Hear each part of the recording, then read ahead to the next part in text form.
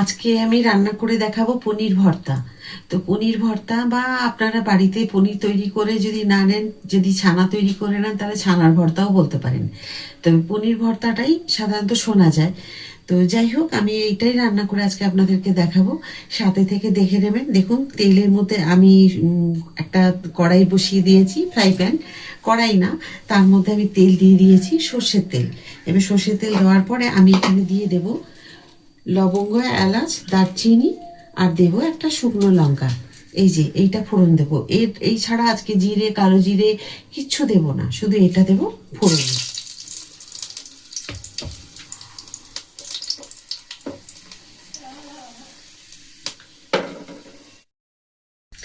দিয়ে দেবো একদম পাতলা করে ছোট ছোট করে কুচিয়ে রেখেছি পেঁয়াজ, সেই পেঁয়াজগুলোকে দিয়ে দেবো। এই পেঁয়াজগুলোকে একদম ঝিরিঝিরি করে কেটে নিতে হবে, তা নাহলে কিন্তু ভালো লাগবে না। তো চলুন পেঁয়াজগুলো দিয়ে দিই।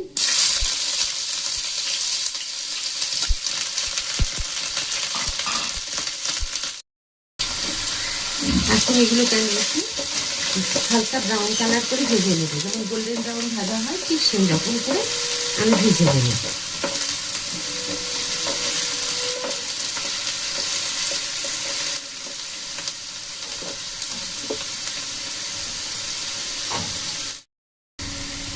এই পনির আমি বাড়িতে তৈরি করেছি।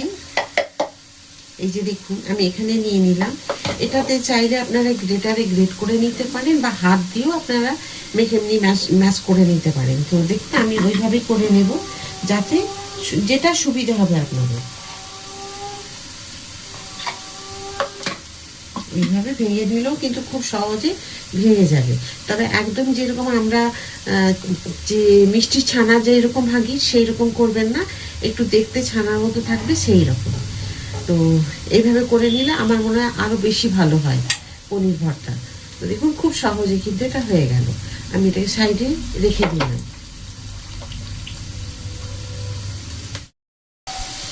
পেঁয়াজগুলো দেখুন হালকা করে ভাজা হয়ে গেছে, এর থেকে বেশি পুড়িয়ে দেওয়া যাবে না। এবার দিয়ে দেবো আমি এখানে কেটে রাখা হাফ ক্যাপসিকাম। হাফ দিয়েছি, অর্ধেকটা বড় সাইজে অর্ধেক দিয়েছি, আর অর্ধেক রেখে দিয়েছি। আর দেবো, এই ভর্তাগুলো করার জন্য এই জিনিসগুলো দিয়ে করবেন, খুব ভালো হবে। দুটো ছোট ছোট সাইজে টমেটো দিয়েছি।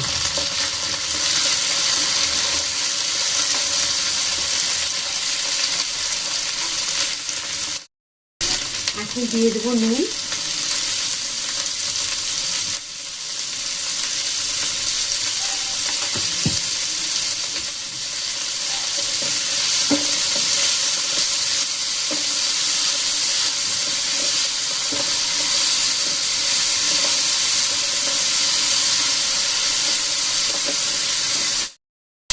দেখুন, খুব সুন্দর ভাজা হয়ে গেছে। এখন এগুলোকে হালকা করে একটুখানি এভাবে ভেঙে দেবো, যাতে টমেটোটা নরম হয়ে যায় আর একটু এরকম ভাজা হয়ে যায়।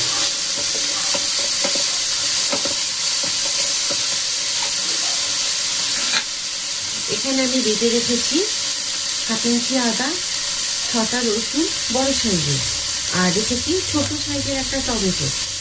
এটাকে আমি পুরো বেটে রেখেছি দেখুন। আর দুটো কাঁচা লঙ্কা, বলতে ভুলে যাচ্ছি না, ঝালের জন্য দুটো কাঁচা লঙ্কা এখানে বেটে রেখেছি। আপনারা চাইলে শুকনো লঙ্কাও দিতে পারেন। 3টে কাঁচা লঙ্কা এখানে গোটা রেখেছি, আমি কেটে দিয়েছি মধ্যখানে দিয়ে এটাকে এখন মিশিয়ে নেব।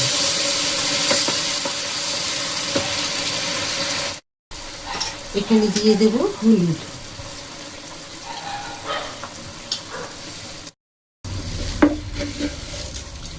চিনি। এবার এটাকে আমি 2-3 মিনিট লাগবে হালকা মিডিয়াম ফ্লেমে কষিয়ে নিতে হবে। তা আবার একবার বলে দিই আমি কি মশলা দিয়েছি। প্রথমেই বলে দিই, দুটো কাঁচা লঙ্কা দিয়েছি। ঝাল যেরকম খাবেন আপনারা সেই রকম দেবেন, চাইলে শুকনো লঙ্কাও দিতে পারেন। আমরা তো কাঁচা লঙ্কা বেশি খাই, সে কারণে কাঁচা লঙ্কা দিয়েছি। আর দিয়ে দেবেন হাফ ইঞ্চি আদা দিয়েছি। আমি যেটুকু মানে পনিরের ব্যবহার করছি সেই অনুপাতে হাফ ইঞ্চি দিয়েছি। এবার পনিরের যদি বেশি হয় তাহলে সেভাবে আপনাকে মশলা বাড়িয়ে কমিয়ে নিতে হবে। পেঁয়াজ দিয়েছি ছোট্ট একটা টমেটো, আর আমি এখানে 2টো টমেটো ভেজে দিয়েছি, তার জন্য ছোট্ট একটা টমেটো বেটে দিয়েছি, 6 কোয়া রসুন দিয়েছি, দিয়ে আমি এটাকে মিক্সিতে বেটে নিয়েছি। আর কোনো রকম জিরে ধনে গুঁড়ো কিচ্ছু দিইনি।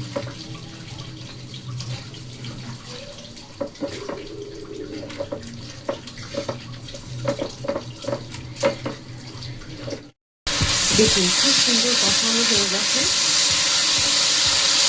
এবার আমি দিয়ে দেবো এই ছানাগুলো বা পনিরগুলো।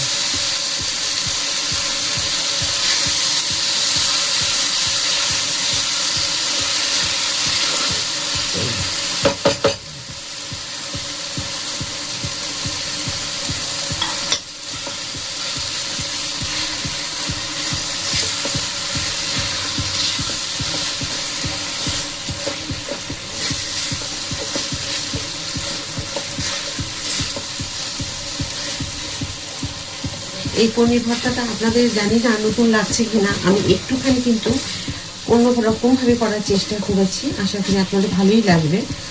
তো বাড়িতে তৈরি করে নিন, বেশি দাম দিয়ে পনির কিনে নিয়ে আসার কোনো দরকার নেই, বাড়িতে খুব সহজে পনির তৈরি করা যায়।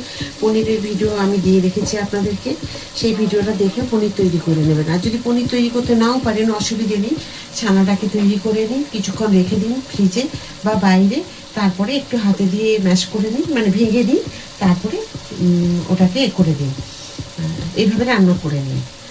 ব্যাস, আমি দিয়ে দেবো একটু মশলা ধোয়া জল, একটু ফুটে যাবে।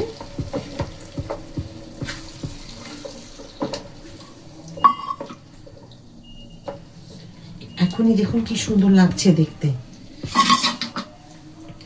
দিয়ে দেবো আমি যে কেটে রেখেছিলাম 3টে লঙ্কা, দেখুন মধ্যিখান দিয়ে কাটা আছে এইভাবে। এবার দিয়ে দেবো দেখুন আমি এখানে ধনে পাতা। ঠিক গ্রেভিটা এইরকম রাখবেন, যখন ঠান্ডা হয়ে যাবে একটুখানি শুকিয়ে যাবে। তো দেখুন আমি কিরকম রেখেছি। এবার দিয়ে দেবো ধুয়ে রেখেছি সেই ধনে পাতা।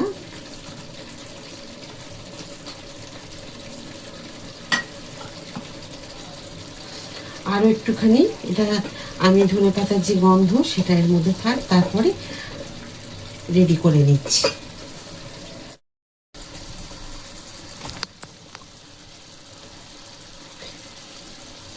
দেখুন এখানে আছে কিছুটা কাজু আর পনির বাটা, এখানে আছে 4টে কাজু আর আছে একটুখানি দুধ, সেটাকে আমি বেটে এখানে দিয়ে দিলাম।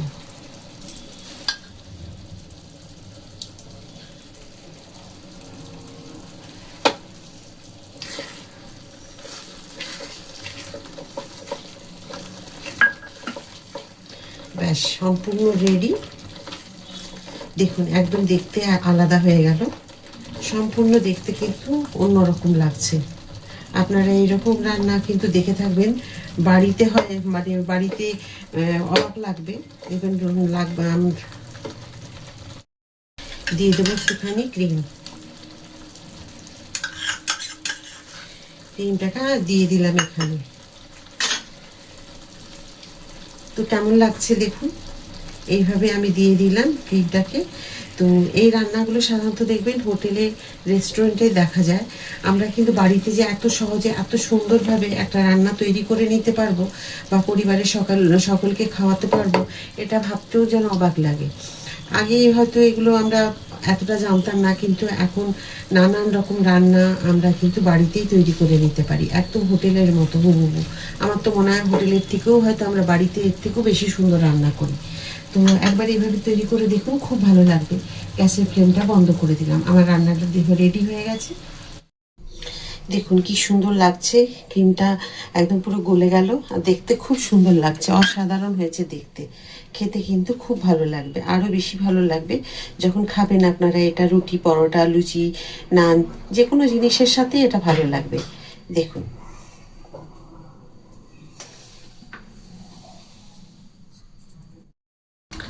আজকে পনির ভর্তার রান্না আপনাদের সকলের কেমন লাগলো, আশা করি ভালো লেগেছে। যদি ভালো লাগে ঝটপট বাড়িতে এটাকে রান্না করে নিন। আর খুব সহজভাবে বাড়িতে তৈরি করা যায় পনির, বা আমি পনিরের ভিডিও দিয়ে রেখেছি, আপনারা দেখে নেবেন। বা বাড়িতে যদি এভাবে পনির তৈরি করে রান্না করেন, খরচ মানে আমাদের যে বাইরের পনিরের যে দাম পড়ে সেই অনুপাতে কিন্তু খরচ অনেকটাই কম। তো যাই হোক, আপনারা এইভাবে তৈরি করুন, যখন তখন এইভাবে পনিরের ভর্তা তৈরি করে নিতে পারবেন। তো আজকে আমি যে পনিরের ভর্তা দেখালাম, একদম হোটেলকে হার মানিয়ে দেবে, এত সুন্দর হয় এটা খেতে। তো যাই হোক, যদি ভালো লাগে লাইক, সাবস্ক্রাইব আর শেয়ার করে আমার সাথে থাকবেন। আবার একটা রান্না নিয়ে আপনাদের সকলের কাছে আমি চলে আসবো। সবাই খুব ভালো থাকুন। রাধা রাধা।